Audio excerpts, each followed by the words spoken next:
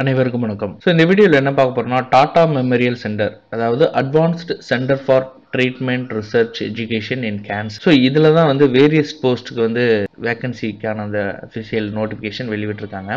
இதில் வந்து 45 வேகன்சி. அதில் வந்து LDC lower division clerk, nurse, technician, carpenter, அப்புறம் இன்ஜினியர், மெக்கானிக்கல்னு சொல்லிட்டு வேரியஸ் சயின்டிஸ்ட்டு, இந்த மாதிரி வேரியஸ் போஸ்ட்டில் வந்து கொடுத்துருக்காங்க. டீட்டெயில்டான நோட்டிஃபிகேஷனை பார்த்துடலாம்.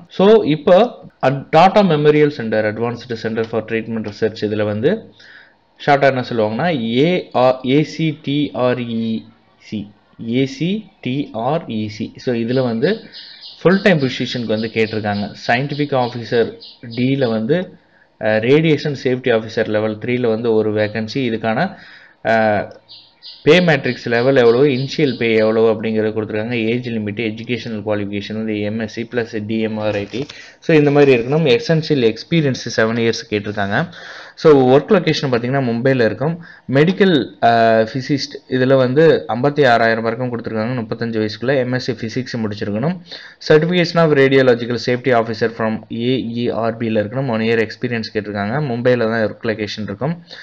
ப்ளஸ் வந்து லெவல் 10ல் வந்து இதுக்கான பே மேட்ரிக்ஸ் கொடுத்துருக்காங்க. இன்ஜினியர் சியில் வந்து மெக்கானிக்கலில் ஒரு போஸ்ட்டு 35 வயசுக்குள்ள 56,000க்கு மேலே சேலரி இருக்கும். லெவல் 10ல் ஃபுல் டைம் பிஇ பிடெக் முடித்தவங்க 4 இயர்ஸ், அதுக்கப்புறம் வந்து 3 இயர்ஸ் டிப்ளமோ முடித்தவங்களும் வந்து இதுக்கு அப்ளை பண்ணலாம்.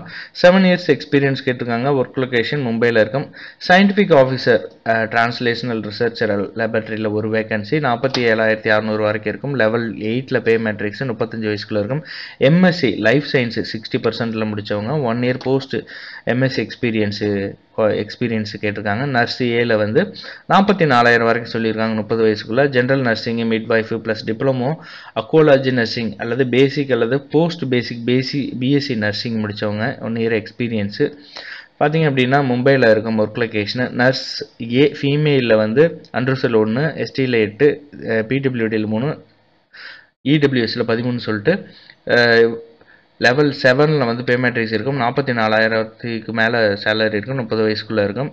சேம் குவாலிஃபிகேஷன் தான், பிஎஸ்சி நர்சிங் முடித்தவங்க. எக்ஸ்பீரியன்ஸ் கேட்டிருக்காங்க. மும்பையில் இருக்கும் work location. Scientific assistant B digital imaging facility and biophysics 1 ரிசோர்ட்டில் 1. லெவல் 6ல் பே மேட்ரிக்ஸ் 35,000ல் இருக்கும். 30 வயசுக்குள்ளே இருக்கும். இதுக்கு வந்து பிஎஸ்சி பிடெக் அல்லது பிஇ முடித்தவங்க லைஃப் சயின்ஸில் biochemistry, biophysics, biotechnology, physical chemistry இதெல்லாம் முடித்தவங்க 2 இயர்ஸ் எக்ஸ்பீரியன்ஸ் கேட்டிருக்காங்க. மும்பையில் இருக்கும் work location. Scientific assistant B அனிமலில் வந்து ஒரு வேகன்சி கேட்டிருக்காங்க. பிஎஸ்சி நியூக்ளியர் மெடிசன் டெக்னாலஜி 50% மார்க்கில் இருக்கணும். பிஎஸ்சி அல்லது any branch of biological science கேட்டிருக்காங்க. எக்ஸ்பீரியன்ஸ் கேட்டிருக்காங்க. சயின்டிஃபிக் அசிஸ்டண்ட்லேயே வந்து அதே போல் தான் 30 வேகன்சி, 3 வேகன்சியில் லெவல் 6ல் இருக்கும். 35,000க்குள்ளே இருக்கும். 30 வயசுக்குள்ளே இருக்கும். BSc physics, chemistry, biology, nuclear medicine இதெல்லாம் வந்து குவாலிஃபிகேஷனாக கேட்டிருக்காங்க.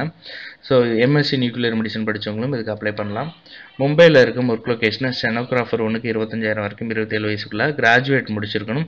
டைப்பிங் ஸ்பீடு கேட்டிருக்காங்க 40 வேர்ட் பெர் மினிட்டில். எம்எஸ் ஆஃபீஸ் இதெல்லாம் கேட்டிருக்காங்க. ஒர்க் லொக்கேஷன் பார்த்திங்கன்னா மும்பையில் இருக்கும். டெக்னீஷியன் பி சேம் அதே தான், 27 வயசுக்குள்ளே இருக்கும். 12th ஸ்டாண்டர்ட் படித்தவங்க வந்து இதுக்கு eligible to apply. Minimum 2 years experience.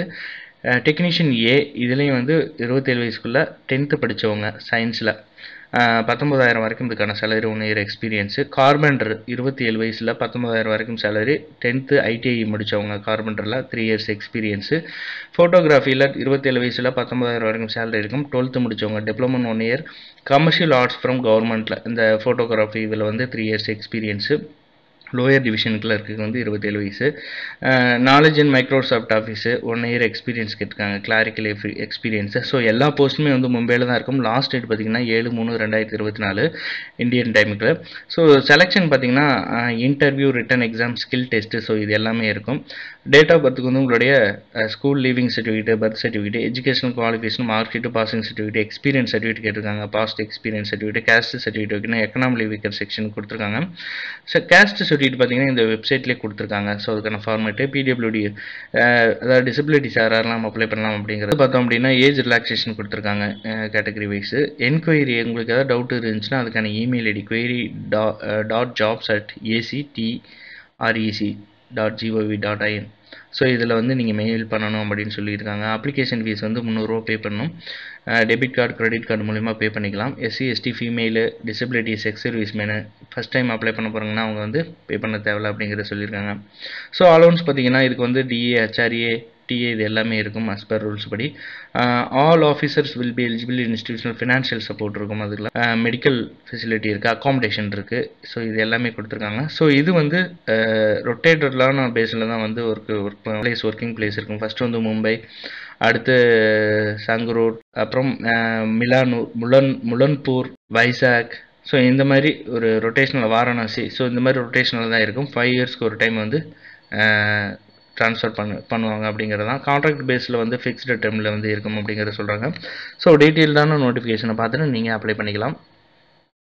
So இதுக்கான ஆன்லைன் அப்ளிகேஷன் வந்து இப்படி தான் இருக்கும். இதில் எப்படி அப்ளை பண்ணுவோம் அப்படிங்கிற இன்ஸ்ட்ரக்ஷன் எல்லாமே கிளியராக கொடுத்துருக்காங்க. பிஃபோர் அப்ளை பண்ணுறதுக்கு முன்னாடி நீங்கள் என்னென்ன பண்ணணும் அப்படிங்கிற அந்த ஸ்க்ரீன்ஷாட்டை செக் பண்ணிவிட்டு அதுக்கப்புறம் நீங்கள் அப்ளை பண்ணலாம். உங்களுக்கு ஈஸியாக இருக்கும் அப்ளை பண்ணுறதுக்கு. ஸோ இதெல்லாம் படித்து முடிச்சிட்டிங்க அப்படின்னீங்கன்னா இதை ஃபாலோ பண்ணி நீங்கள் ஈஸியாக அப்ளை பண்ணிக்கலாம். ஸோ அதுக்கு தான் வந்து இந்த டீட்டெயில்ஸ் எல்லாமே உங்களுக்கு ஸ்க்ரீன்ஷாட்டாகவே கொடுத்துருக்காங்க. ஸோ இது முடிஞ்சதுக்கப்புறம் நியூ ரெஜிஸ்ட்ரேஷன் பண்ணணும். நியூ ரெஜிஸ்ட்ரேஷன் பண்ணதுக்கப்புறம் லாகினில் போய்ட்டு உங்களுடைய அப்ளிகேஷன் நம்பர், பாஸ்வேர்டு கொடுத்துட்டு நீங்கள் எந்த போஸ்ட்டுக்கு அப்ளை பண்ண போகிறீங்களோ அந்த போஸ்ட்டுக்கு வந்து ஈஸியாக அப்ளை பண்ணிக்கலாம். ஸோ ஃபஸ்ட்டு வந்து நியூ ரெஜிஸ்ட்ரேஷனில் போய்ட்டு அட்வர்டைஸ்மெண்ட் நம்பர், போஸ்ட் அப்ளைடு இது எல்லாமே கொடுத்ததுக்கப்புறம் உங்களுடைய அப்ளிகேஷன் நம்பர் எல்லாமே வந்து நீங்கள் ஃபஸ்ட்டு என்டர் பண்ணணும். உங்களுடைய பர்சனல் இன்ஃபர்மேஷன் கொடுத்து ஃபஸ்ட்டு ரெஜிஸ்டர் பண்ணிக்கணும். ரெஜிஸ்டர் பண்ணதுக்கப்புறம் வந்து உங்களோட இமெயில் ஐடிக்கு வந்து அப்ளிகேஷன் நம்பரு, பாஸ்வேர்டு வரும், டேட்டு இது எல்லாமே வந்துடும்.